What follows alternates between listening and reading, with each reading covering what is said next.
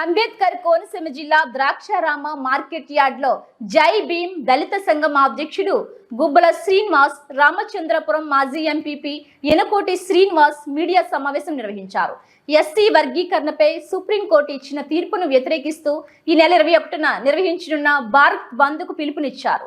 వర్తక, వ్యాపార, వాణిజ్య సంస్థలు, విద్యా సంస్థలు సహకరించాలని, మాలలంతా భాగస్వాములు కావాలన్నారు. ఈ సమావేశంలో మాల సంఘాల నాయకులు తదితరులు పాల్గొన్నారు.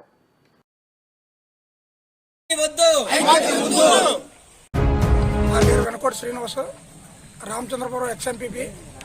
రేపు 21వ తారీఖున భారత బంద్ సందర్భంగా మా మండలం, మా రామచంద్రపురం నియోజకవర్గం నుంచి భారీగా మాలంతా కదిలి వచ్చి ఈ బంద్ను జయప్రదం చేయవలసిందిగా కోరుచున్నాం.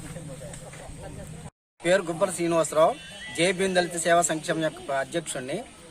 మరి ఈ ఎస్సీ యొక్క ఏబిసిడి వర్గీకరణ వ్యతిరేకంగా భారత్ బంద్ పిలుపునిచ్చిన ఈ సందర్భంలో ఈ రామపురం నియోజకవర్గం నుంచి మన మాలలంతా కలిపి 21వ తారీఖున విజయవంతం చేయాలని అందరికీ కూడా మేము ఈ వేదిక నుంచి పిలుపునిస్తున్నాం.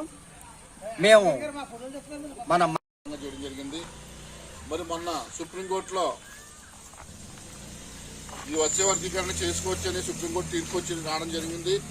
దాని మీద వివిధ మన దళిత సంఘాలను, మానవ సంఘాలన్నీ కూడా